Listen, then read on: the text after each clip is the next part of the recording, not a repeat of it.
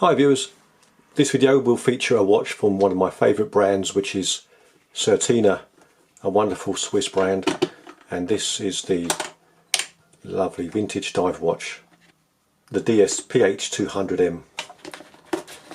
And this really is a lovely vintage style watch. As you can see, it comes in this pretty sturdy utilitarian box, solid plastic. Looks more like a lunchbox from the 80s, but anyway, it's pretty well made and has some nice features and little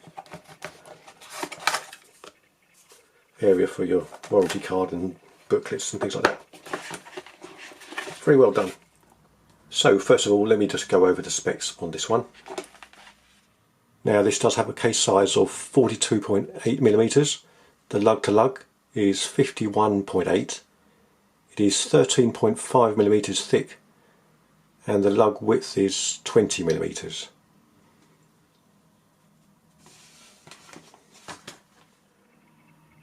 Right, like many Certina watches, this is powered by the ETA modified movement, which is the Powermatic 80. That has an 80-hour power reserve. So that's pretty impressive, very accurate, very reliable, and a very popular movement.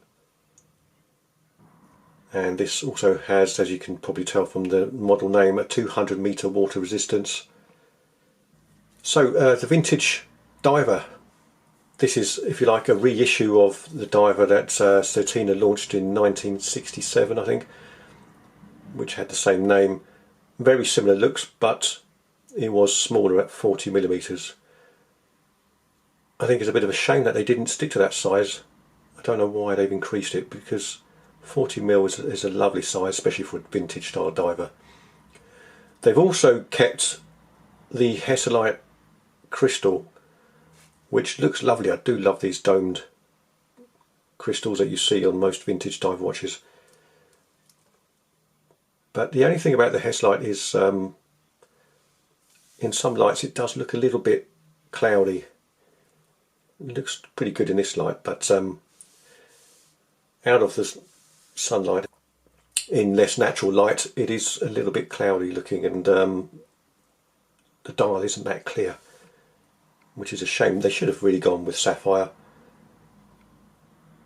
I can understand you want to be faithful to the original watch, but there's some things that are just much better than the old days, and you could have still kept the same vintage looks with the sapphire crystal. That would not have affected the looks at all. Same thing with the size. I think there's no advantage in having a bigger style, in having a bigger case. 40mm would have been perfect, would have been lovely. But having said that, it still is a wonderful looking watch, and everything about it is very vintage. You've got the printed dial rather than applied indices. You've got it all printed. I love the red second hand and that red crosshair on the dial as well. And then you've got the flat aluminium insert on the bezel. The bracelet is marvellous. It's a mesh style bracelet, but really feels wonderful in the hands. Very flexible and very comfortable. Double pusher deployment, really nicely done, and it is very easy to adjust. These links here just have the push pins that you just remove. So sizing it is very simple. They've done a great job with the bracelet. It also comes with this very tidy Nato strap, really smart, good quality, and a nice colour as well. Now this watch was launched a few years ago, and I really liked it as soon as I first saw it, and I've been meaning to get one for a while now, but didn't acquire it until just this week. So my first impressions are very good. I do like it. I think they've done a great job with it. It feels lovely on the wrist. It has a lot of character. I just wish it was a little bit smaller, but other than that, it really is fantastic, and it's not a bad price. This retails for around about $840, about £600, and I think for the money that's pretty good value. It is a well-made watch, really good design, and very good fit and finish. The case is really well constructed. The polishing is excellent, really nice bit of brush polishing on the side there and on the top of the lugs. And the case back is very attractive. A really good quality embossing there of the turtle, and a combination of brushed satin finish on the main part of the case, and then the parts that are in relief are polished. So it gives a lovely tactile feel and a nice bit of depth to it. Really well done, I do like that. The crown is signed, and like a lot of these vintage watches, there's no crown guard, and it is a screw down crown. Really nice action, very smooth, no grittiness. Great pop to it, and yeah, silky smooth.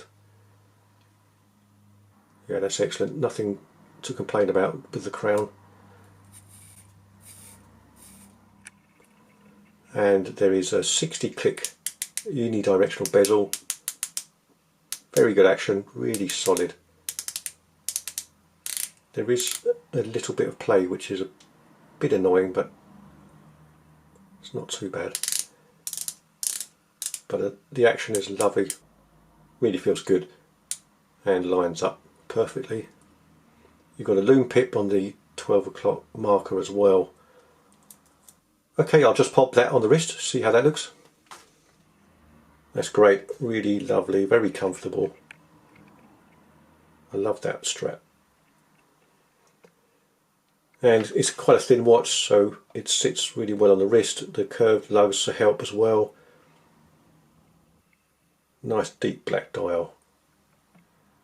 Just looks great.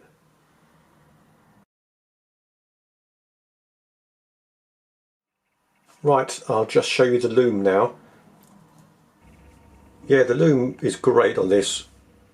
The markers are filled with BGW9, that lovely blue lume, and that glows really brightly.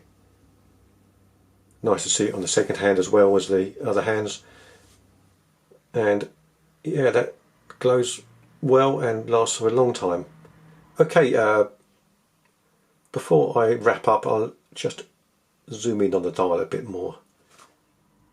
Yeah, the finishing on that dial is really flawless. I do love that red second hand. That's very striking. And the printing is flawless, very sharp. You can see the Certina logo in silver is just applied onto the dial there, and the rest is printed. I love the finishing of the hands. Great stuff.